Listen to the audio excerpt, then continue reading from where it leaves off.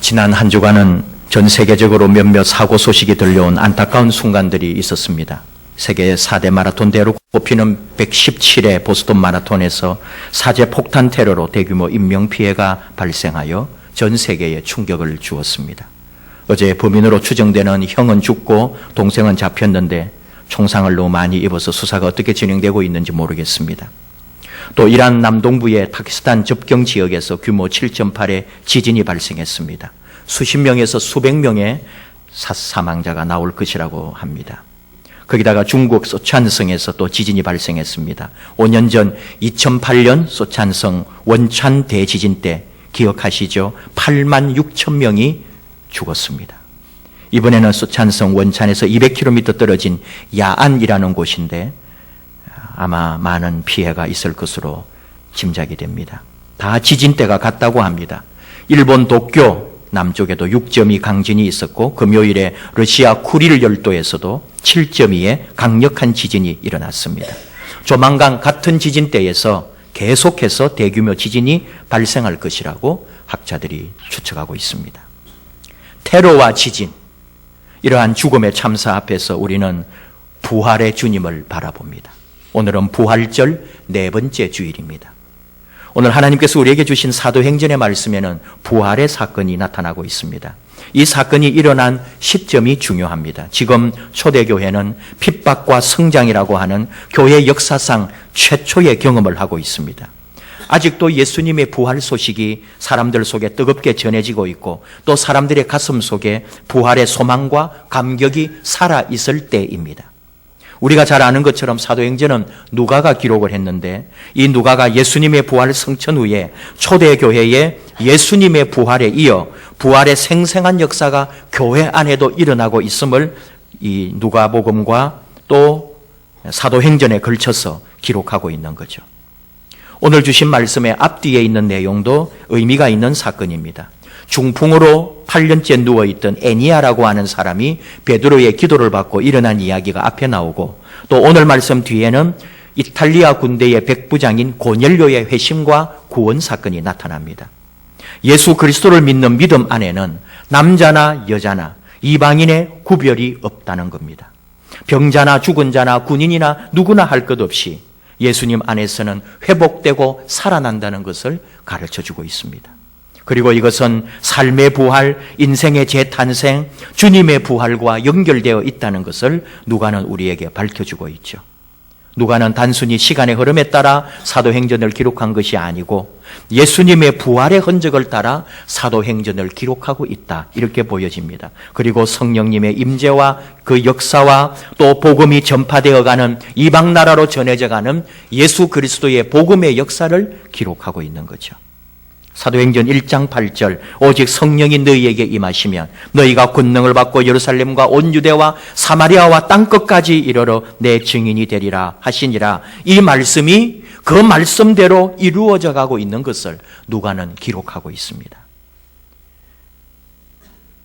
베드로는 처음에는 예루살렘 교회를 중심으로 활동했습니다. 그리고는 사마리아 지역으로 뻗어가서 활동하고 있는 게 사도행전 8장에 나타나는데 지금은 팔레스타인 서부 지방에 흩어져 있는 여러 교회 공동체를 돌보고 있는 목회 사역을 하고 있어요. 애니아가 병이 나았던 루따라든지 또 그 옆에 사론 지역이나 오늘 말씀에 나오는 욥바나 또 고넬료가 있었던 가이사랴, 이 모든 지역은 지중해 연안 도시들입니다. 초대교회가 이방 선교를 위해서 움직이고 있는 모습을 우리에게 보여주고 있어요. 오늘 말씀 다비다를 살린 이야기로 돌아와 보면은 욥바는 우리의 기억 속에 많이 있습니다. 예루살렘에서 약 60km 떨어져 있는데 구약 시대의 역사가 있어요. 예루살렘 성전을 건축할 때에 레바논에서 온 백향목이 바로 욥바 항구에 도착합니다. 이 욥바에서 예루살렘으로 그 백향목을 운반하게 되죠.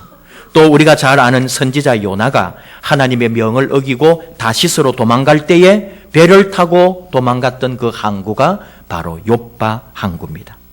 도시의 외곽에 있으면서 그 도시의 대문 역할을 했던 주요한 아름다운 항구였죠.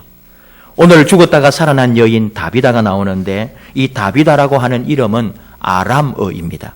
그 당시 유대인이나 주변의 모든 팔레스타인 사람들은 언어를 아람어를 썼어요. 예수님도 아람어를 썼습니다. 근데 우리 성경은 헬라어로 기록되어 있기 때문에 아람어의 흔적을 볼 수가 없는데 몇 마디가 있어요. 엘리 엘리 라마 사박다니 이런 말들이 아람어고요. 여러 가지 예수님이 하신 말씀 중에 번역하면 무엇이라 하는 성경에 나오는 복음서 말씀들이 아람어예요. 욥바 항구에 유대인과 이방인들이 섞여서 살았고 또 사도행전은 우리가 아는 것처럼 데오빌로라고 하는 사람에게 보낸 편지입니다. 그래서 이 데오빌로가 헬라어를 쓰는 사람이었기 때문에 이 누가가 이름을 아람어인 다비다의 이름을 헬라어로 번역해 준 거죠. 도르가라고 오늘 나옵니다. 도르가는 사슴이라는 뜻입니다. 다비다는 바로 이 욥바 교회 공동체에 상당한 영향력을 끼친 여성 지도자가 아니었는가 그렇게 추측하는 거죠. 근데 이 다비다가 병이 들어 죽었습니다. 그래서 다비다와 함께 예수를 믿는 예수님의 제자들이라 할까요? 그 초대교회 공동체의 사람들이 죽은 다비다를 위해서 룻다에 있는 베드로를 불러오라고 두 사람을 보냈어요. 베드로에게 가서 지체 말고 빨리 와달라고 부탁하라는 거죠. 욥바에서 룻다까지는 3시간 정도의 거리입니다. 그러니까 룻다에서 중풍병자가 베드로의 기도를 받고 나았다더라 하는 이런 소문이 바로 이 욥바에까지 다 전해져 있었다는 거죠. 그러니까 베드로에게 빨리 가서 베드로를 모시고 와라. 근데 또 하나 생각해 보면은 뭐라고 이 다비다라는 사람이 뭐라고 해서 아무나 그렇게 베드로를 데리고 오고 베드로가 또 그 말 듣고 와 주겠는가 그런 생각도 들잖아요. 그러나 다비다는 분명히 훌륭한 사람이었고 또 많은 사람들에게 은혜를 끼친 사람이고 그 당시 욥바를 중심으로 룻다나 그 지방에 많이 알려진 여성 지도자였다. 이렇게 우리가 추측을 하는 거죠. 특별히 오늘 이 다비다에 대해서 하는 말 중에 하나는 36절 말씀입니다. 선행과 구제하는 일이 심히 많더니 이게 바로 다비다를 소개하는 말이죠. 욥바 교회에 나름대로 이 분이 자기 집을 교회로 내놓았다고 보는 거예요. 그래서 욥바의 성도들이 다비다의 집에 와서 예배도 드리고 그곳에서 함께 교제하면서 또 예수님의 제자들 사도들이 와서 그곳에서 함께 예배 드리고 그런 일이 있지 않았는가 추측합니다. 어쨌든 이 다비다가 죽었는데 베드로가 달려올 정도라면 그만큼 다비다는 이름이 알려져 있었다는 거죠. 근데 다비다가 한 일이 뭐라고요? 선행과 구제하는 일이 심히 많았다 하는 거죠. 저는 이 말이 좋습니다. 심히 많았다. 구제를 심히 많이 하고 많은 사람들을 섬기고 베푸는 일에 심히 수고했다. 석수중앙교회 성도들이 심히 헌금을 많이 한다. 석수중앙교회 성도들은 심히 목사님을 따른다. 얼마나 좋은 말일까요? 우리 자신이 다 내가 이런 면에서 심히 잘해야 할 일들이 있는데 아마 부족함을 많이 느낄 겁니다. 37절 보십시오. 다비다가 병들어 죽음에 시체를 씻어 다락에 두었다고 했습니다. 그 당시는 장례가 연기되면 시체를 다락방에 두는 것이 관습이었다 그래요. 학자들은 아주 예리하게 이 말씀을 보는데 시체를 씻기기는 했지만 아직 향유를 바르지 않았다는 것은 아마 베드로 사도가 와서 이 다비다를 위해서 기도하면 살아나지 않을까 하는 그런 소망을 가졌을 것으로 보고 있어요. 베드로가 다비다가 죽은 이 집으로 왔습니다. 또 시체가 있는 다락방으로 올라갔습니다. 그때 모든 과부들이 다비다가 그들을 위해 지은 속옷과 겉옷을 다 내보였다고 말합니다. 이 사람들 모두가 다 다비다로부터 도움을 받았던 사람들입니다. 여기서 우리가 초대교회의 모습을 살짝 엿볼 수가 있어요. 이렇게 초대교회는 가정집에 모였어요. 그리고 이 가정집에 모일 때에 사람들은 음식을 싸가지고 왔습니다. 또 가난해서 못 가지고 오는 사람도 있고 또 일을 하다가 바로 온 사람들은 아무것도 가지지 못하고 올 수도 있겠죠. 그리고는 항상 예배를 드릴 때마다 성만찬을 했습니다. 우리처럼 약식으로 작은 떡이나 작은 포도주를 받는 것이 아니라 그때는 아예 밥이 되도록 식사가 되도록 성만찬을 했어요. 그러니까 가난한 사람은 적어도 교회 공동체에만 가면 굶어 죽지는 않았습니다. 2000년 전을 생각해 보십시오. 200년 전만 생각해도 우리 얼마나 가난하고 병들고 일찍 죽고 했던 거 생각하면 2000년 전에 그 팔레스타인도 어떠했으리라 우리가 짐작을 해야 합니다. 가난했고 병들었고 빨리 죽었고 굶는 사람이 있었다 이거예요. 그런데 이 초대 교회가 생기면서 이 교회 공동체에만 가면은 밥을 얻어 먹을 수 있었거든요. 근데 어떤 문제가 있느냐? 이렇게 다비다가 자기 집을 제공하고 또 사람들이 모이고 또 다비다가 자기의 것을 내놓아서 끼니를 해결해주고 심지어 혼자 된 여자들에게 필요한 옷까지 제공을 한 사례가 있습니다. 근데 다른 교회 예가 하나 있어요. 사도 바울을 통해서 우리가 배우는 건데 바울이 고린도 교회에 편지할 때 바로 이런 부분이 나옵니다. 고린도 교회에 편지할 때 사도 바울이 아주 강력하게 고린도 교인들을 책망하는 말씀이 나와요. 그게 고린도전서 11장을 통해 보여주시는데 그곳에 유명한 성만찬에 대한 말씀이 나옵니다. 그 말씀을 가르치면서 하는 얘기들과 오늘 이 요빠 교회를 생각해 보면은 초대 교회가 이런 모습이었구나 하는 걸 추측할 수가 있어요. 고린도전서 11장 20절 이하 한번 들어보십시오. 그런즉 너희가 함께 모여서 주의 만찬을 먹을 수 없으니 이는 먹을 때에 각각 자기의 만찬을 먼저 갖다 먹음으로 어떤 사람은 시장하고 어떤 사람은 취함이라. 너희가 먹고 마실 집이 없느냐? 너희가 하나님의 교회를 업신여기고 빈궁한 자들을 부끄럽게 하느냐? 내가 너희에게 무슨 말을 하랴? 너희를 칭찬하랴? 이것으로 칭찬하지 않노라. 내가 너희에게 전한 것은 주께 받은 것이니 곧 주 예수께서 잡히시던 밤에 떡을 가지사 축사하시고 하면서 쭉 설명을 하는 거거든요. 이 앞에 얘기가 지금 읽은 게 무슨 내용이냐? 그 당시의 사람들의 마음이나 아마 우리의 마음과 다 비슷한 것 같은데요. 가진 사람들, 있는 사람들이 불만이 뭐냐 하면은 그 사람들은 이 교회 공동체에 나아올 때에 먹을 것을 반드시 싸가지고 왔어요. 그런데 가난한 사람이나 없는 사람은 빈손으로 왔단 말이죠. 근데 나중에 성만찬을 할 때 그 떡과 음식을 나누어 먹을 때는 결국은 가지고 온 사람들 걸 나누어 먹었단 말입니다. 그러니까 가지고 온 사람들이 이게 자꾸 쌓이니까 마음에 상처가 되거나 불만이 된 거죠. 그럴 바에야 먼저 온 우리끼리 먼저 예배드리고 먼저 먹으면 안 되나? 이런 마음이 생긴 거죠. 그래서 실제로 먼저 왔으니까 우리끼리 먼저 먹자 해가지고 가난한 사람들이 오기도 전에 늦게까지 일하는 고생하는 그런 사람들이 오기도 전에 자기들이 먼저 예배를 드리고 밥을 먹어버린 거예요. 그러니까 가난한 사람들이 나중에 왔습니다. 이들은 누구냐 하면은 남의 집에서 종살이 하는 사람들입니다. 또는 천한 직업을 가지고 해가 질 때까지 늦게까지 일하고 교회에 나온 사람이에요. 근데 이 사람들은 일찍 오래야 올 수도 없는 사람들인데 먼저 온 사람들 낮에 빨리 와가지고 자기들끼리 초저녁부터 예배드리고 밥을 또 먹어버리고 그리고는 많이 먹어가지고 술도 포도주에도 취해 있는 사람도 있었다 이거예요. 가난한 사람들이 늦게 와서 이걸 보고 무슨 말을 할 수가 있겠어요. 자기들은 또 어떻게 한편으로 보면은 밥 얻어 먹으러 온 사람 같잖아요. 그런 이래저런 것으로 인해서 이게 반복되니까 가진 사람들은 가진 사람대로 불만이고 없는 사람들은 없는 사람들대로 마음이 상하고 이 고린도 교회 공동체가 흔들리고 분란이 생기고 파벌이 만들어졌다 이거죠. 그러니까 사도 바울이 강력하게 책망을 하는 거예요. 교회에서 밥을 먹는 것, 성만찬을 하는 것이 얼마나 소중하고 깊은 의미가 있는지 아느냐 하면서 예수님의 마지막 만찬을 다시 한번 설명해 주는 거예요. 예수님 마지막 만찬처럼 우리가 같이 밥을 먹고 나누는 것은 바로 주님의 살과 피를 나누는 건데 근데 너희들이 먼저 먹어버리고 또 다음 온 사람은 먹을 것도 없게 만들고 이게 주의 살과 피에 참여하는 것이냐 하면서 책망하는 거죠. 고린도전서 11장 33절에 결론을 말해요. 그런즉 내 형제들아 먹으러 모일 때에 서로 기다리라. 만일 누구든지 시장하거든 집에서 먹을지니 이는 너희의 모임이 판단받는 모임이 되지 않게 하려 함이라. 그 밖의 일들은 내가 언제든지 갈 때에 바로 잡으리라. 먹으러 모일 때에 이 말이 바로 초대교회에 말할 때는 예배하러 모일 때 이 말하고 같은 말이에요.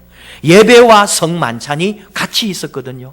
예배를 드린 후에는 반드시 성만찬을 하며 예수님이 하라고 했으니까 이것을 기념하라고 한 그대로 행동으로 밥을 나누어 먹었던 거예요. 근데 만약의 경우에 배가 고프거든 집에서 먹고 오라고. 모든 사람이 함께 모여서 예배드리고 함께 만찬에 참여하도록 너희도 기다려라. 사도 바울이 이렇게 가르쳤어요. 그리고 다른 것은 나중에 가서 말하겠지만 이 성만찬, 밥을 나누어 먹는 것은 너무나 중요한 일이기 때문에 내가 이렇게 편지로 직접 말한다. 이것을 지켜라. 이게 바울의 말이거든요. 자, 요빠 교회를 생각해 보는 거예요. 요빠 교회는 이런 어려움이 없었어요. 왜? 다비다가 이 문제를 해결해 준 거죠. 부자였기 때문에 자기 집을 제공하고 아마 다락방을 공동체 예배 장소로 허락하지 않았나. 그리고는 이 다비다가 혼자 된 여자들, 바로 이 사람들이 그 초대교회 때 가난한 사람들 중에 한 무리거든요. 남편이 먼저 죽고 직업도 마땅한 게 없어서 먹고 살 길이 막막했던 혼자 된 여자들에게 다비다가 집에서 예배드리러 온 사람들에게 밥을 먹여주고 옷을 선물로 주고, 그런데 이런 다비다가 죽었으니 바로 다비다의 도움을 받았던 여자들이 어찌 울지 않으며 또 살아나기를 소망했고 빨리 베드로 사도를 좀 불러오라고 부탁하지 않았겠느냐, 이 얘기죠. 오늘 말씀 다시 가면은 베드로가 사람들을 다 내보냅니다. 기도하면서 무릎을 꿇고 기도했어요. 다비다야 일어나라. 기도를 마친 후에 다비다를 불렀을 때에 다비다가 일어나 앉았어요. 여기서 우리가 하나 보는 것은 먼저 베드로의 기도입니다. 무릎을 꿇고 기도했다는 거죠. 베드로가 죽은 사람 살리는 거 아니에요. 베드로의 능력이 아닙니다. 오직 부활의 주인공이신 예수의 이름으로 다시 일어나는 거예요. 그리고 바로 그 죽으신 예수를 살리신 하나님 아버지의 이름으로 죽은 사람이 살아나는 거지 내가 하는 것이 아니라는 거죠. 베드로는 무릎을 꿇고 기도했습니다. 그리고 그 기도의 힘으로 다비다가 살아났습니다. 이어서 또 말씀에 오늘 마지막 43절, 베드로가 욥바에 여러 날 있어 시몬이라 하는 무두장이의 집에서 머무니라고 했습니다. 무두장이는 뭐냐 하면은 가죽을 세공하는 업자들이거든요. 이 가죽이라고 하는 것은 결국 뭐냐 하면은 죽은 짐승의 가죽을 벗겨내는 거라고요. 그래서 유대인들은 죽은 짐승하고 접촉을 하지 않아요. 그러니까 이 무두장이들을 경기를 할 정도로 싫어하고 미워합니다. 아주 부정하다고 생각하는 거예요. 근데 베드로가 이 집에 머물렀다는 거죠. 우리의 머릿속에는 바울 사도는 그래도 이방인들에게 좀 너그러웠지만 베드로는 그래도 유대주의에 가깝다고 보는데 오늘 분명하게 보여줍니다. 베드로는 바로 이방인의 집, 그 천한 직업, 이 유대의 정결법에 의하면은 도무지 가까이 할 수 없는 그런 더러운 직업을 가진 사람 집에 들어갔다 이거예요. 다시 말하면은 초대 그리스도교가 유대주의로부터 벗어나서 온 세계를 향하여 복음을 전파하는 이 그리스도교의 세계화를 보여주고 있다는 거죠. 오늘 이 말씀을 여러분과 함께 나누는 이유가 있습니다. 우리 세계교회는 오랫동안 말씀 중심의 교회거든요. 우리 개혁교회라고도 하잖아요. 말씀의 교회죠.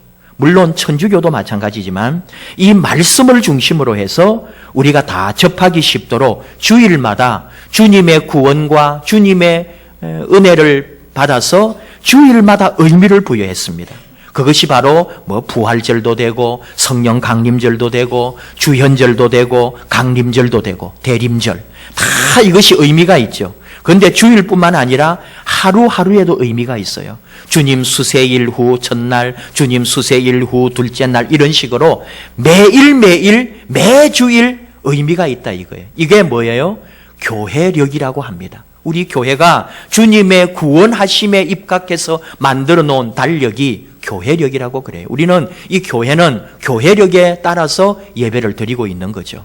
근데 사실은 설교도 말씀도 그걸 따라야 하거든요. 왜?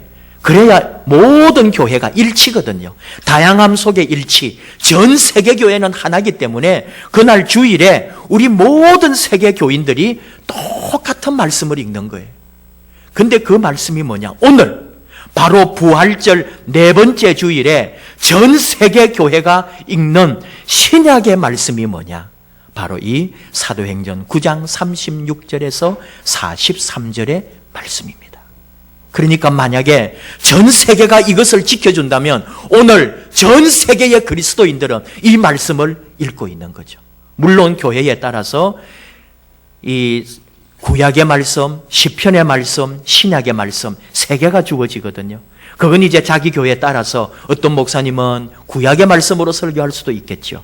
또 오늘 우리 교회는 신약의 말씀으로 설교하고요. 사실은 또 두 개를 다 엮어도 되고, 그리고는 또 시편의 말씀도 있어요. 그 시편의 말씀과 같이 세 가지를 다 같이 우리가 듣고 함께 나누어야 하는 게 원래는 맞아요. 근데 우리가 시간의 구애를 받고 또 주제를 좀 더 정확하게 하기 위해서 우리는 하나를 택한 거죠.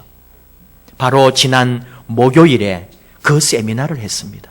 그래서 제가 들은 바 또 배운 바 깨우친 바가 있어서 함께 오늘 이 말씀을 보는데 의미가 뭐겠어요?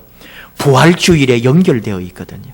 예수님의 부활은 끝난 것이 아니라 바로 예수의 부활과 더불어 오늘 교회 안에도 부활의 역사는 이어지고 있다. 이것을 우리가 알라는 거예요. 부활주일 지났다고 다 잊어버리는 것이 아니라 오늘도 계속 우리 삶에는 부활의 역사는 일어나고 있다. 어떤 분이 그랬어요. 사순절은 40일 동안 지키잖아요. 사순절을 지키는 목적이 뭐죠? 부활주의를 위해서 사순절을 지켰어요. 그렇게 열심히 40일을 사순절 지켜놓고는 부활주일은 하루만 지키는 거예요. 부활주일 다음 날 우리는 부활주일 다 떼버리잖아요. 현수막도 장식도 다 떼버리고 언제 부활주일이었지? 잊어버린 거죠. 진짜 부활한 이후에 그 부활로 살아야 되는데 부활 전에는 40일 동안 죽으라고 새벽 기도하고 힘들다 그래 놓고는 부활주일 끝나니까 부활절을 잊어버린 거예요. 잘못됐잖아요. 그러니까 부활절 4주인데도 오늘 다시 우리는 죽음에서 일어난 한 여인을 통해 주님의 부활을 생각하는 거죠. 할렐루야. 근데 오늘 우리 교회에 주신 말씀이 있어요. 전 세계 교회에 부활을 다시 기억하라고 말씀을 주셨다면 오늘 우리 교회에 주신 말씀을 저는 잡고자 합니다. 36절 선행과 구제하는 일이 심히 많더니 여기에 키가 있습니다. 만약 다비다가 심한 선행과 구제를 하지 않았다면 죽음은 그녀의 장래로 끝났을 거예요.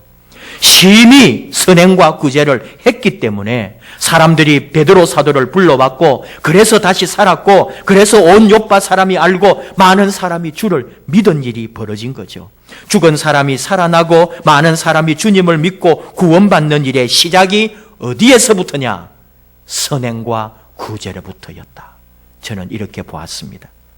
새벽에 우리가 마태복음 말씀을 읽고 나누는데 마태복음 5장 14절 너희는 세상의 빛이라 산 위에 있는 동네가 숨겨지지 못할 것이요 15절 사람이 등불을 켜서 말 아래에 두지 아니하고 등경 위에 두나니 이러므로 집안 모든 사람에게 비치느니라. 그러면서 예수님이 하시는 말씀 마태복음 5장 16절 이같이 너희 빛이 사람 앞에 비치게 하여 그들로 너희 착한 행실을 보고 하늘에 계신 너희 아버지께 영광을 돌리게 하라 그러셨어요. 우리들을 보고 세상의 빛이라 그러시고 산 위에 있는 동네라 그러셨고 집안을 밝히는 등불이라고 하시면서 사람 앞에서 그 빛을 비추라는 거예요. 그러면서 그 빛이 뭐냐? 너희의 착한 행실로. 예수님의 말씀을 우리가 들어야 합니다. 세상에서 착한 행실로 빛이 되어 하나님 아버지께 영광을 돌리라는 거예요. 우리는 우리 교회를 소개할 때 선한 이웃이 되겠습니다 라고 말합니다. 이번 임직 행사에 사용한 어깨띠에도 선한 이웃이 되겠습니다 그런 잘 새겨 놓았더라고요. 어디서 왔습니까? 선한 사마리아인 착한 사마리아 사람 비유에서 유래했어요. 선한 사마리아인의 선행과 구제, 이것은 바로 예수님이 말씀하시는 착한 행실의 표본입니다. 아무런 대가도 바라지 아니하고 그저 자기의 모든 것을 쏟아부어 강도 만난 이웃을 섬긴 선한 사마리아인, 착한 사마리아 사람, 바로 우리 교회가 그 사람을 닮아가겠다는 거거든요. 그럼 뭐예요? 선행과 구제로 이 일을 할 수 있다는 겁니다. 하나님은 우리를 선한 이웃이 되라고 초청하셨습니다.